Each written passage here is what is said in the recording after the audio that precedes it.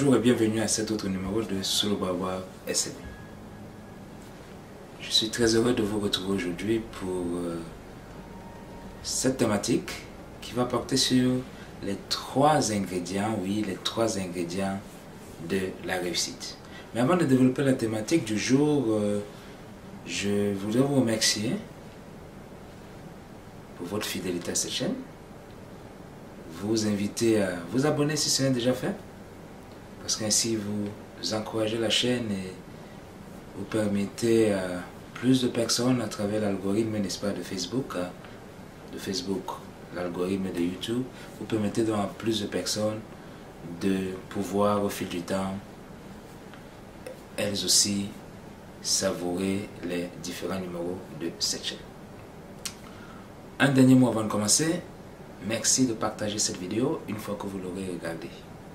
Voilà, c'est fait. Démarrons donc. 3 ingrédients du succès. Le premier, c'est l'état d'esprit.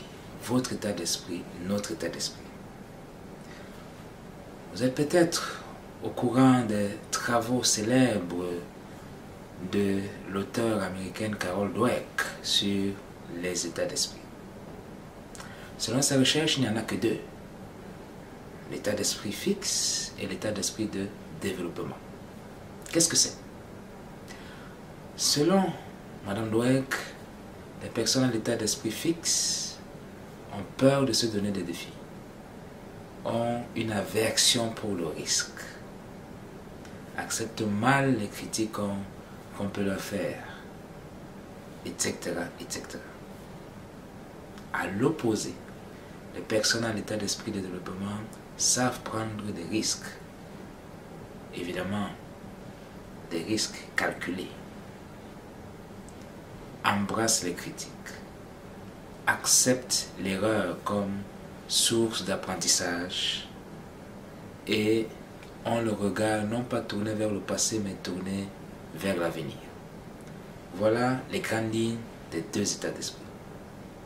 Donc, l'état d'esprit qui vous habite, qui nous habite, est un élément extrêmement important de notre réussite. Est-ce que nous sommes confortables de quitter notre zone de confort? Comment nous réagissons lorsque les choses ne tournent pas comme nous avions prévu? Est-ce que nous sommes prêts à recommencer en changeant évidemment de formule, en tirant les leçons de nos erreurs? Voilà autant de questions qui déterminent notre état d'esprit et qui déterminent donc notre réussite ou non. Deuxième élément fondamental, c'est notre milieu. Oui, l'environnement dans lequel nous avons grandi, qui nous façonne, l'environnement dans lequel nous nous trouvons aujourd'hui, l'environnement dans lequel nous voulons initier tel ou tel projet, initier tel ou tel aventure ici dans un sens évidemment positif. Quel est cet environnement? Est-ce que l'environnement est favorable ou défavorable? Cet environnement peut être au niveau national, l'économie du pays, les lois du pays, la culture du pays. Mais il peut être au niveau personnel, familial, notre compagnie, nos amis, notre famille. Est-ce qu'ils nous encouragent? Est-ce qu'elles nous encouragent? Quelle est leur attitude vis-à-vis des initiatives que nous prenons, vis-à-vis des projets que nous initions, vis-à-vis de l'emploi que nous occupons, vis-à-vis du rêve ou des rêves qui nous habitent?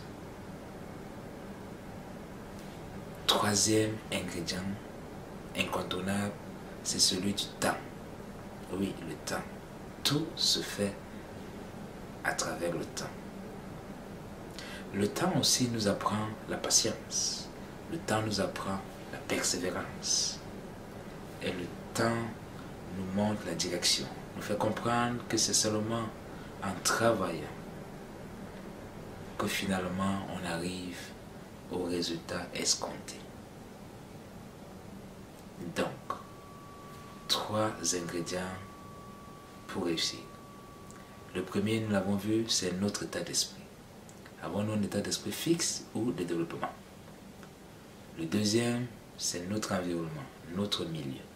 Est-il favorable ou défavorable? Est-ce qu'il nous appuie ou est-ce qu'il tend à nous décourager, à nous rabaisser, à nous sous-estimer? Et le troisième ingrédient, c'est celui du temps.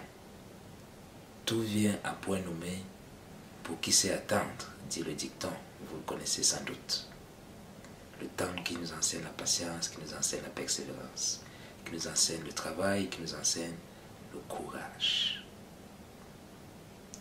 De ces trois ingrédients, lequel vous manque-t-il? De ces trois ingrédients, lequel ou lesquels mettez-vous déjà en œuvre? Merci de partager vos commentaires, vos expériences dans la section réservée à cet effet au bas de cette vidéo. Une fois de plus, je tiens à vous remercier pour votre fidélité à cette chaîne. Merci de partager cette vidéo parce que certainement elle fera du bien aux personnes autour de vous. Et merci de vous abonner à cette chaîne. Merci d'appuyer sur la touche des notifications pour ne manquer aucun numéro, aucune édition de cette chaîne sur le Baobab SLB. Une vidéo chaque semaine. Au plaisir de vous retrouver prochainement pour un autre numéro, probablement en compagnie de Yann cette fois. À très bientôt.